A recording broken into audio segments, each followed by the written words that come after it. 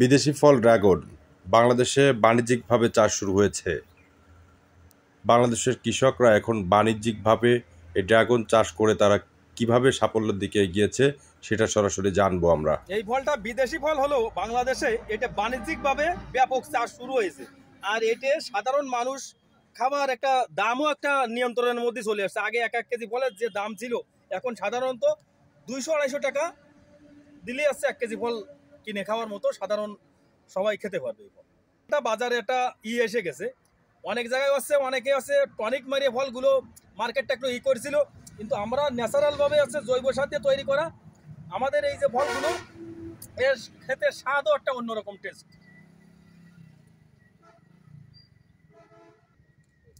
আমাদের এই বাগানটা আছে 20 শতকের মতো জায়গা আছে, 20 শতকের মতো জায়গা আছে লাগানো।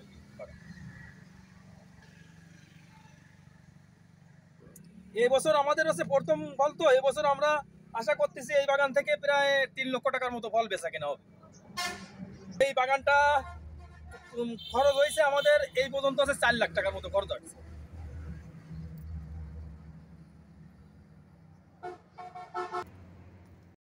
খুলনা জেলার ডুমুরিয়া উপজেলার বরাতিয়া গ্রামে নবদ্বীপ এবং নিউটন এই চাষ শুরু করেছে। 20 শতক জমিতে তারা প্রথম ড্রাগন গাছ লাগিয়ে তাক লাগিয়ে দিয়েছে।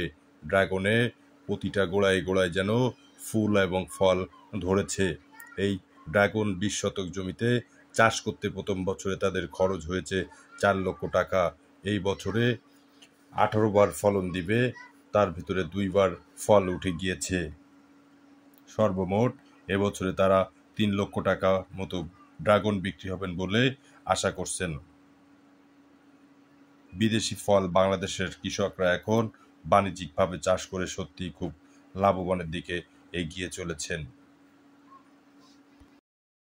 ড্রাগন ফলে মানুষের শরীরের ব্যাপক উপকারী একটি ফল। বাংলাদেশের মানুষের এই ফলটি এখন খেতে শুরু করেছে।